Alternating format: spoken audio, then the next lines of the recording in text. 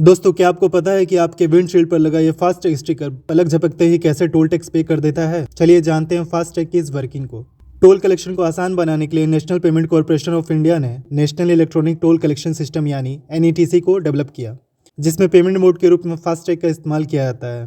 FASTag सिर्फ एक sticker ही नहीं बल्कि NETC के मेंबर बैंक द्वारा इशूड एक डिवाइस है जिसमें रेडियो फ्रिक्वेंसी आइडेंटिफिकेशन टेक्नोलॉजी का इस्तेमाल किया जाता है। जब गाड़ी टोल प्लाजा पहुंचती है तो वहां पर लगे RFD रीडर फास्टैग को रीड करके फास्टैग ID और व्हीकल्स की डिटेल कैप्चर करते हैं और एक्वायरिंग बैंक को प्रोसेसिंग के लिए भेज देते हैं। एक्वायरिंग बैंक उस बैंक को कहते हैं जो गवर्नमेंट के बिहाफ पर पेमेंट रिसीव करती है। अब एक्वायरिंग बैंक NETC मैपर को फास्टैग की डिटेल वैलिडेट करने के लिए रिक्वेस्ट भेजती है। NETC मैपर पर फास्टैग ID इसकी रिपोजिटरी है जिसे NPCI मेंटेन करता है। फास्टैग सक्सेसफुली वैलिडेट होने के बाद acquiring bank toll tax collect करती है और NETC सिस्टम के पास डेबिट रिक्वेस्ट भेजती है। NETC सिस्टम यह डेबिट रिक्वेस्ट इश्यूअर बैंक के पास फॉरवर्ड कर देता है। इश्यूअर बैंक वह बैंक होता है जिसका फास्टैग आप यूज कर रहे हो। अगर आपके अकाउंट में रिक्वायर्ड बैलेंस मौजूद है तो यह डेबिट रिक्वेस्ट अप्रूव हो जाएगी।